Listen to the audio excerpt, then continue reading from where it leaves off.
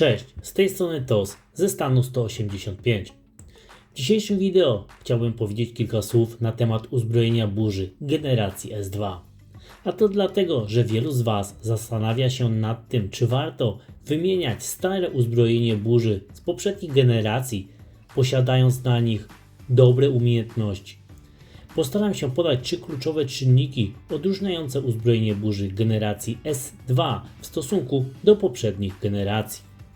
Pierwszą generalną różnicą są statystyki, a właściwie ich zakres, który z każdą nową generacją zostaje zwiększony. Obecnie dla najnowszej generacji uzbrojenia burzy S2 maksymalne statystyki, np. dla ataku i obrony, to 228%, a zdrowia oraz zabójczości to 130%.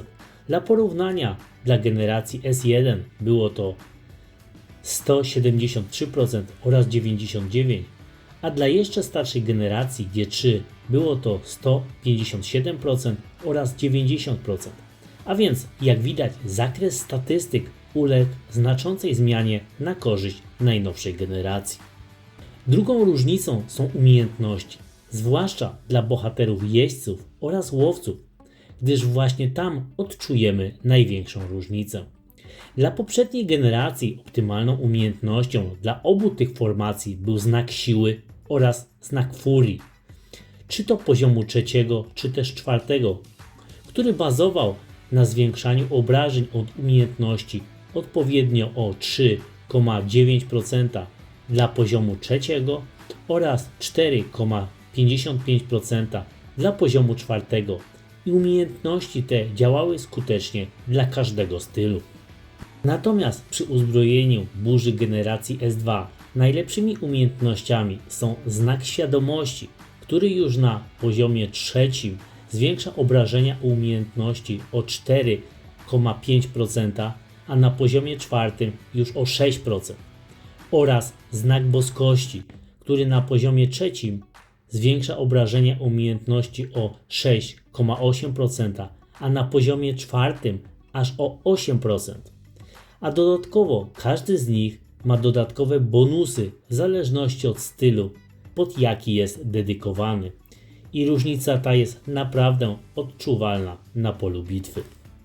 Trzecią różnicą są tak zwane efekty zestawu, czyli bonusy, które otrzymujemy, jeśli posiadamy uzbrojenie burzy tej samej generacji na bohaterze danej formacji.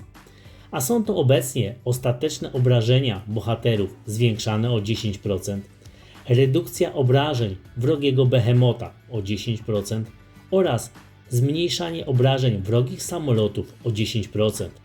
I są to wzmocnienia, które są znacznie korzystniejsze w stosunku do tych, które otrzymywaliśmy przy poprzednich generacjach uzbrojenia burzy.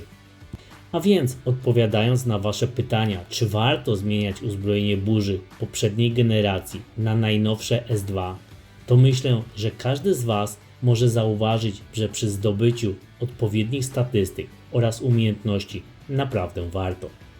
Mam nadzieję, że uda Wam się zdobyć jak najlepsze uzbrojenie burzy dla Waszych bohaterów. A na dziś to już tyle. Dziękuję i do usłyszenia.